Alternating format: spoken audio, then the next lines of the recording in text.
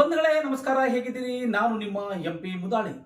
ಬಂಧುಗಳೇ, ಇವತ್ತು ಬೀದರ್ ನಗರದ ಡಾಕ್ಟರ್ BR ಅಂಬೇಡ್ಕರ್ ವೃತ್ತದಿಂದ ಪ್ರತಿಭಟನೆ ಮೆರವಣಿಗೆಯಾಗಿ ಹಲವಾರು ವೃತ್ತಗಳ ಮೂಲಕವಾಗಿ ಜಿಲ್ಲಾಧಿಕಾರಿ ಕಚೇರಿಗೆ ಬಂದು ಮನವಿ ಪತ್ರ ಸಲ್ಲಿಸಲಾಯಿತು. ಕರ್ನಾಟಕ ರಾಜ್ಯ ದಲಿತ ಸಂಘರ್ಷ ಸಮಿತಿಯ ಜಿಲ್ಲಾ ಸಂಚಾಲಕ ಉಮೇಶ್ ಸರೋಳಿಕರ್ ಅವರ ನೇತೃತ್ವದಲ್ಲಿ ಈ ಒಂದು ಬೃಹತ್ ಪ್ರತಿಭಟನೆ ಹಮ್ಮಿಕೊಳ್ಳಲಾಗಿದೆ. ಬೀದರ್ ನಗರಸಭೆ ಆಯುಕ್ತರ ವಿರುದ್ಧ ಈ ಪ್ರತಿಭಟನೆ ಹಮ್ಮಿಕೊಳ್ಳಲಾಗಿದೆ. ಬೀದರ್ ನಗರಸಭೆ ಅಧಿಕಾರಿಗಳು ಮನ ಬಂದಾಗೆ ಸಾರ್ವಜನಿಕರಿಂದ ಹಣ ಲೂಟಿ ಮಾಡ್ತಾ ಇದ್ದಾರೆ ಮತ್ತು ಒಂದು ಮನೆ ನಿವೇಶನ ಮತ್ತು ಮೊಟೇಷನ್ಗಾಗಿ 40 ರಿಂದ 50 ಸಾವಿರ ರೂಪಾಯಿಗಳನ್ನ ಅಲ್ಲಿ ಕೊಳ್ಳೆ ಹೊಡಿತಾ ಇದ್ದಾರೆ.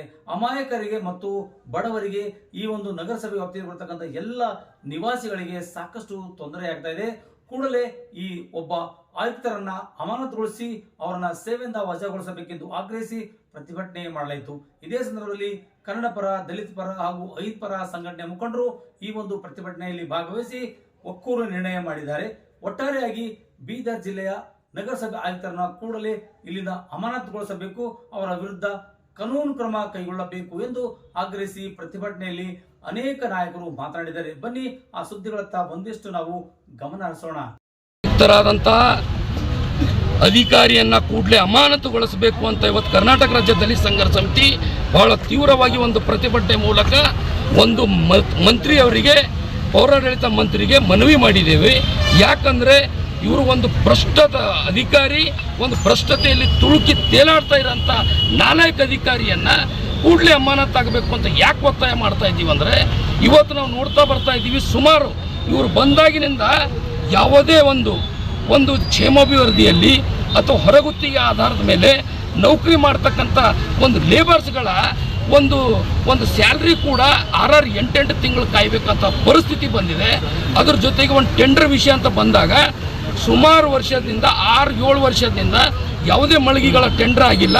ಕೇಳಕ್ಕೆ ಹೋದಾಗ ಹಾರಿಕೆವಾದಂಥ ಉತ್ತರ ಕೊಡ್ತಾರೆ. ಇಂಥ ನಾಲಾಯಕ ಅಧಿಕಾರಿಗಳ ಯಾರ ಜವಾಬ್ದಾರಿ ಇದೆ? ಜನರ ಸಮಸ್ಯೆ, ಜನರ ಭಾವನೆ ಜೊತೆ ಇವರೇನು ಚೆಲ್ಲಾಟ ಆಡ್ತಾ ಇದ್ದಾರಲ್ಲ, ಇಂಥ ಅಧಿಕಾರಿಗಳಿಗೆ ಜನ ಪಾಠ ಕಲಿಸಬೇಕಾಗ್ತದೆ.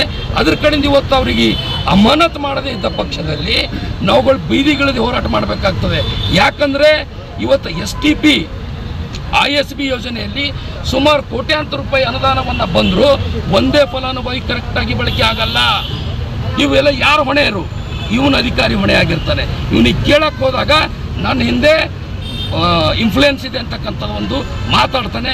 ಇದು ತಪ್ಪಾಗಿರ್ತದೆ. ಜನಸಾಮಾನ್ಯರ ಒಂದು ನೋವನ್ನು, ಜನಸಾಮಾನ್ಯರ ಕೂಗನ್ನು ಇವನು ಕೇಳಬೇಕು. ಕೇಳಿದಾಗ ಮಾತ್ರ ಅಧಿಕಾರಿ ಅಂತ ನಾವು ಸ್ಪಂದಿಸಬೇಕಾಗ್ತದೆ. ಎರಡನೇದು, ನಾವು ಸುಮಾರು ಸಲ ಹೇಳ್ಕೊತಾ ಬರ್ತಾ ಇದ್ದಿದ್ದೆವು. ಏನಪ್ಪ ಅಂದರೆ, ಇವತ್ತು SCP TSP ಏನು ಕಾಮಗಾರಿ ಇದ್ದಾವೆ, ಅವು ಅಭಿವೃದ್ಧಿ ಕಾಮಗಾರಿ ಪರಿಶಿಷ್ಟ ಜಾತಿ, ಪರಿಶಿಷ್ಟ ಪಂಗಡ ಓಣಿಯಲಾಗಬೇಕು ಅಂತ ಇರ್ತದೆ ಸರ್ಕಾರದ ನಿಯಮ. ಆದರೆ ಇವರು ಯಾರು ಸರ್ಕಾರದೋ ಜಿಲ್ಲಾಡಳಿತದೋ ಮಂತ್ರಿಗಳ ಕೈಗೊಂಬೆಯಾಗಿ ಇವರು ಯಾವ ರೀತಿ ಮಾಡ್ತಾರೆ? ಜನಸಾಮಾನ್ಯರ ದುಡ್ಡು ಪರಿಶಿಷ್ಟ ಜಾತಿ, ಪರಿಶಿಷ್ಟ ಪಂಗಡ ಓಣಿ ಬಿಟ್ಟು ಸಾಮಾನ್ಯ ಓಣಿಗಳಲ್ಲಿ ಮಾಡಿದ ಉದಾಹರಣೆ ಡಾಕ್ಯುಮೆಂಟ್ಸ್ ನಮ್ಮದಿದ್ದಾವೆ. ಇವೆಲ್ಲ ಪರಿಗಣಿಸಿ ನೀವು ಮುಂದೆ ಬರೋ ದಿನದಲ್ಲಿ ಎಲ್ಲ ಸರಿಪಡಿಸ್ಕೊಂಡು ಕೂಡಲೇ ಜಿಲ್ಲಾಧಿಕಾರಿಗಳಿಗೆ ಅವರಿಗೆ ಅಮಾನತು ಆದೇಶವನ್ನು ಹೊರಡಿಸಿ ನಮ್ಮ ಹೋರಾಟಗಾರರಿಗೆ ನ್ಯಾಯ ಒದಗಿಸ್ಕೊಡ್ಬೇಕು ಅಂತಕ್ಕಂಥದ್ದನ್ನು ಇವತ್ತು ಈ ಮನವಿ ಮುಖಾಂತರ, ಮೀಡಿಯಾ ಮುಖಾಂತರ ನಾನು ಒತ್ತಾಯಿಸ್ತೇನೆ. ಉಮೇಶ್ ಕುಮಾರ್ ಸರೋಳಿಕರ್, ವಿಭಾಗೀಯ ಸಂಚಾಲಕರು, ಕರ್ನಾಟಕ ರಾಜ್ಯ ದಲಿತ ಸಂಘರ್ಷ ಸಮಿತಿ.